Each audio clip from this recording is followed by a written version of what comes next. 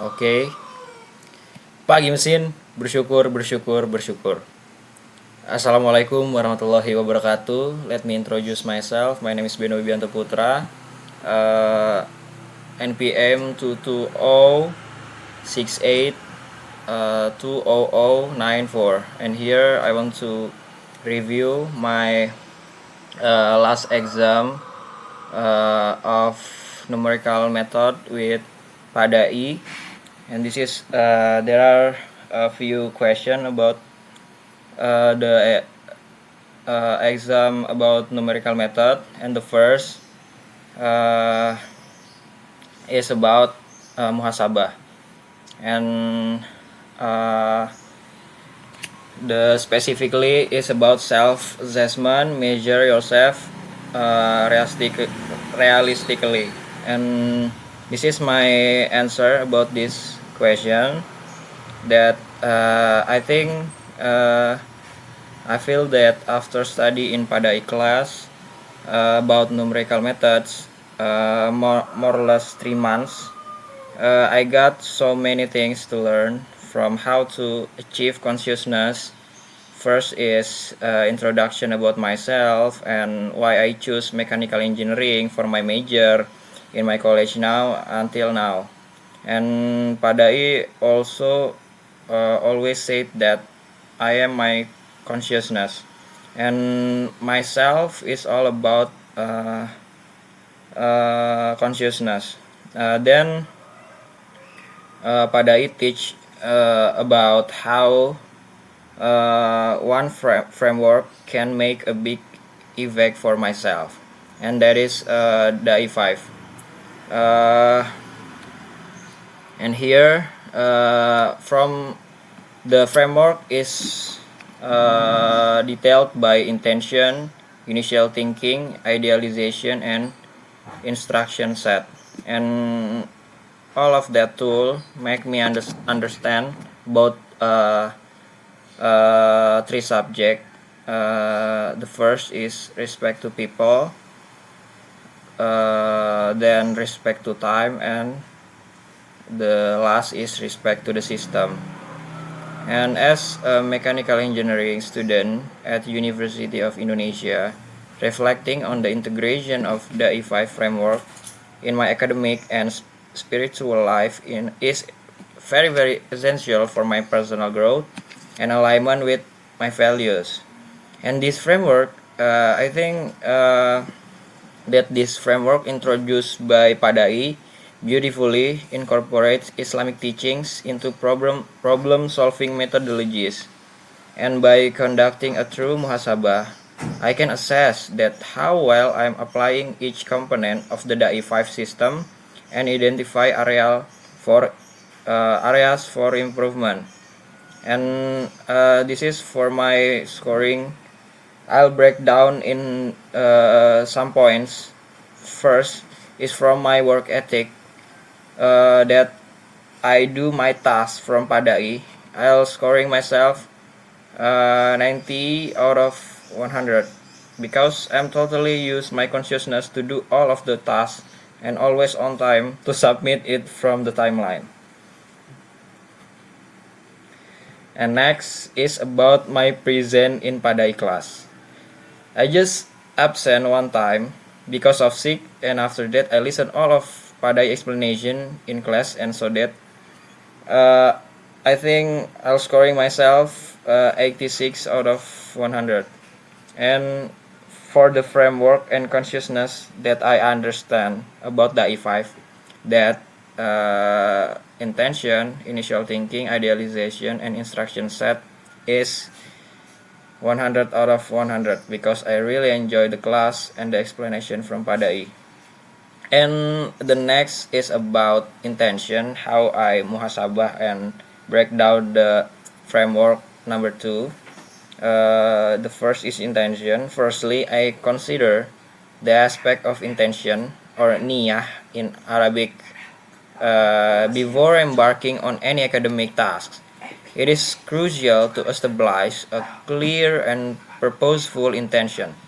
And reflecting on my current practice, I realize I realize that I sometimes dive into tasks without fully contemplating their purpose or end goal. To address this, I need consciously set spiritual aim of drawing closer to Allah. This involves to regularly reminding myself of the significance of my studies and how they contribute to my personal and communal betterment. And next is about initial thinking. Moving to initial thinking in Arabic is fikr awal. I evaluate that how effectively I assess the knowns and unknowns in each problem. Initial thinking requires a thorough examination of all given informations, constraints, and variables, reflecting on my leading in to completing uh, problem-solving strategies. To improve, I will adopt a more systematic method, consistently listing out of all relevant details and constraints before proceeding.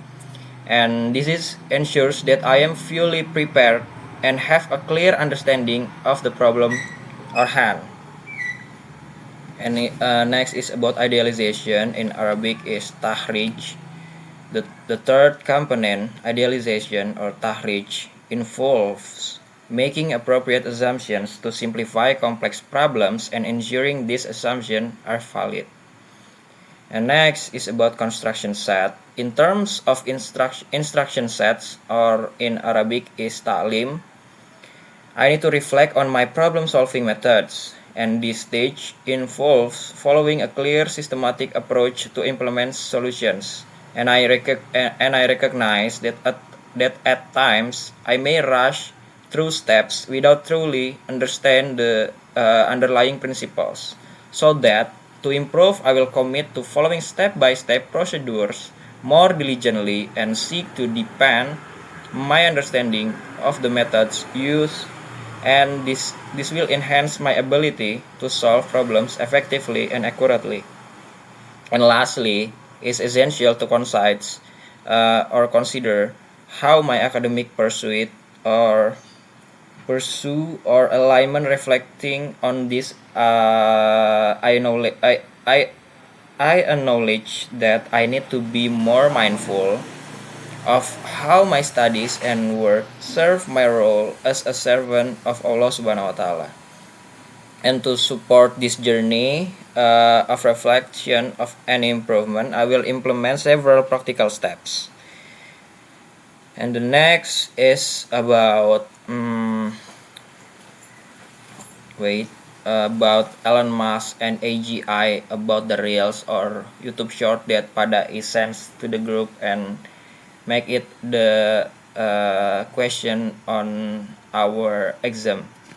In the YouTube short, Elon Musk is asked what single question he would pose to artificial general intelligence or AGI. Musk responds with, "What's outside the simulations?" This question is deeply rooted into the simulation hypothesis, a theory suggesting that our reality might be an artificial simulation created by a more advanced civilization. This concept, I think, implies that what we perceive as the universe could be an intricate construct, much like a sophisticated computer simulation. So, Musk's fascination with this theory is not new. He was previously discussed the idea that future advancement in computing power could lead the simulation so realistic that the simulated beings would be unaware of their artificial nature. So, by posing this question to AGI, Musk, I think he is probing one of the most profound and speculative philosophical inquiries about the nature of existence and reality. So, furthermore, the implications of Musk's questions are vast and multifaceted. It raises ethical considerations about development and use of such advanced AI. If AGI can provide answers to fundamental questions about the nature of reality, its guidance could profoundly shape future scientific and philosophical explorations. And the simulation theory. This is linear with the simulation theory. That simulation theory posits that our reality might be an artificial construct and potentially created by a highly advanced civilization with immense computational power. This hypothesis challenges our understanding of existence, suggesting that we perceive as real could be a sophisticated digital simulation. So,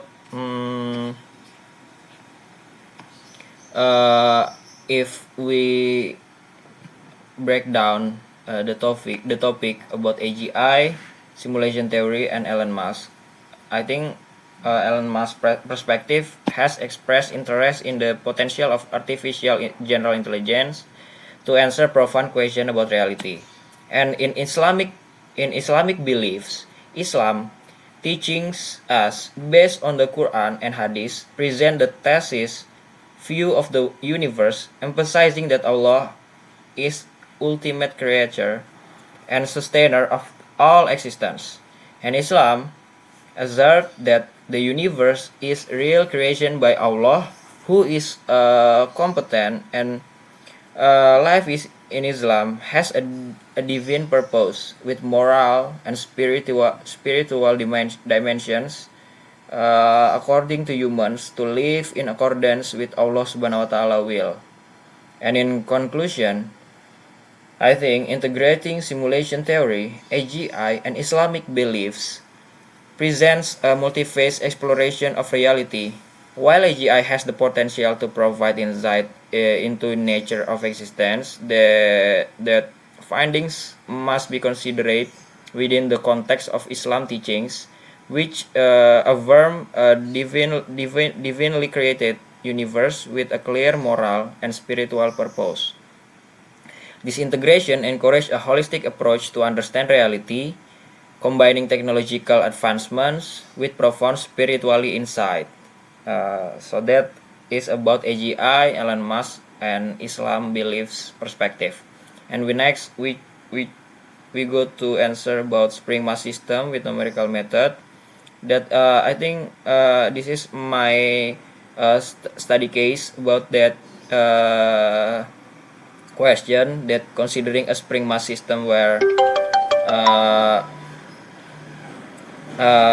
that I suspect that mass 2 kilograms, spring constant K 50 Newton per meter, initial displacement or XO is 0.1 meter, and initial velocity or VO is 1 millimeter per second. And this is the coding, and we